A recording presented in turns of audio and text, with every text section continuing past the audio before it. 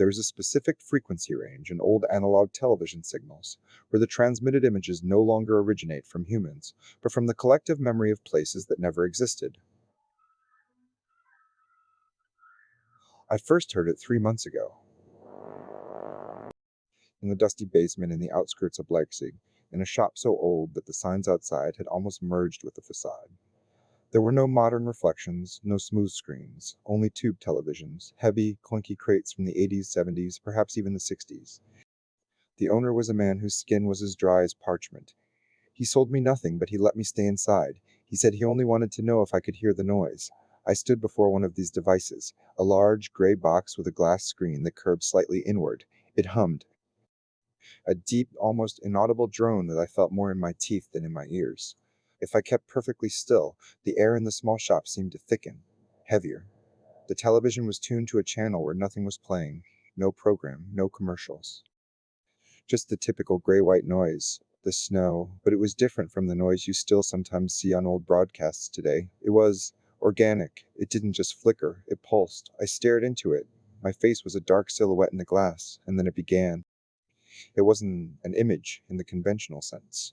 It was more of a texture, a gray, grainy field that began to slowly distort into shapes. It looked like a street, but not like a street in Germany. The houses were too tall, too narrow, and the windows had no frames. The trees on the sides were black, almost black, and their branches bent at an angle that no wind could ever have produced. I blinked. The image was gone. Only noise again. I swallowed. My throat suddenly felt dry. I concentrated. I I stared so intently at the noise that my eyes ached, and then it came again. A room with wallpaper featuring patterns of faded flowers. But the flowers were wrong. They had too many petals, and the colors were so pale they looked almost dirty. In the center of the room stood a table. A heavy, massive wooden table. On it sat a bowl of fruit. I felt a sudden twinge in my chest. It wasn't pain, rather a sudden, painful memory. I knew that I had been in this room. I could smell the scent of stale tea and old dust. I knew it was raining outside, a cold, damp rain lashing against the panes. But I had never been in this room. I knew that. I knew the architecture of my childhood, the streets of my hometown. This room fit into nothing. I took a step forward. The noise on the screen began to distort. The grain became finer. The gray shifted to a pale yellowish tone. The shape of the room on the television changed. The wallpaper seemed to flow like viscous liquid. The flowers on the wallpaper began to turn.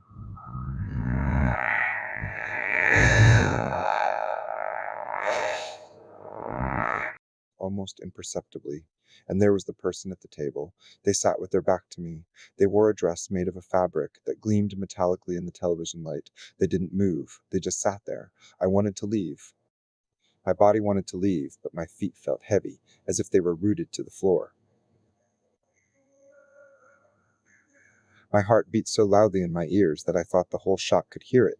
The person at the table turned their head. Not the whole body, only the head.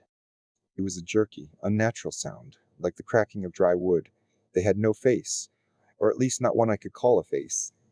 It was a smooth, flesh-colored surface with only a single indentation for a mouth, a narrow slit. But then I saw it. In the grain of the noise, in the fine lines of the television image. A smile. The slit widened into a narrow black arc. It was not a human smile. It was a mathematical smile. A smile that ignored the anatomy of lips and teeth. It was just there. A rift in the reality of the image. I screamed. No voice came out. My throat was constricted. The noise grew louder. It became a screeching so high it made my head ache. The grain of the image began to leap out of the television. It was no longer an effect. The particles floated in the air before me. They felt cold like fine sand or frozen soot on my skin. Then it was gone. Silence, absolute leaden silence. I stood there, knees trembling, breath hitching in my lungs. The television was black. The glass was cold. The shop was empty. The old man was gone. I just stood there for minutes. I couldn't move. I couldn't even lift my hand to touch my face. I only felt the smell. The smell of stale tea and old dust. It was the smell of the room. I turned around slowly. The shop was still there. The shelves with the old tube televisions stood in the shadows, but the layer of dust on the floor was different. It was damp. I looked at my hands. They were shaking. I wanted to run away. I managed it. I burst out the door into the cold night air. I ran as long as I could, until my lungs burned and my legs refused to move further. I haven't been to the outskirts since.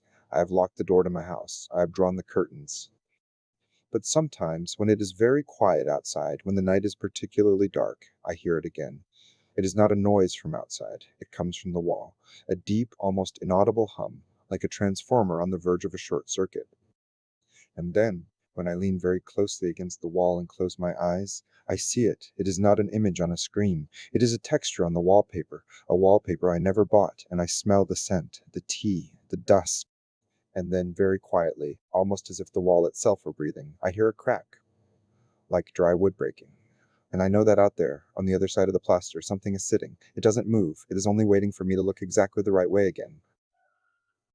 I have tried to talk about it. I have tried to call a friend. But every time I pick up the receiver, I hear it in the line. A noise, a fine, grainy noise that falls like snow. And when I concentrate, I see a smile in the noise, a narrow, blackish slit widening in the static. I am not afraid of death. I am not afraid of monsters. I am afraid of the memory. I am afraid that the world I live in is only a thin layer lying over something else, something that is not made of flesh, something that consists only of frequencies and faded dreams. And the smile is getting wider. The next time you see an such nicht nachmustern, denn wenn du sie findest, dann fangen sie an, dich zu sehen, und sie erinnern sich an dich, sie erinnern sich daran, wie du dich anfühlst, wenn du Angst hast. Sie erinnern sich daran, wie du schmeckst, und sie haben große Last, diese Erinnerung zu vervollständigen. Ich sitze jetzt hier in der Dunkelheit, ich habe das Licht ausgeschaltet, ich möchte nicht, dass die Lampen die Schatten wegnehmen. Dann in den Schatten ist es einfacher zu vergessen, dass ich hier bin. Aber die Tapete, sie ist heute ein bisschen finsterer als gestern, und der Tee riecht heute besonders stark. Ich schließe die Augen, ich versuche zu schlafen. Aber jedes Mal, wenn ich die Augen schließe, ist ich in dem Zimmer. Und der Schlitz im Gesicht der Gestalt ist das Einzige, was ich sehe. Es lächelt mich an. Es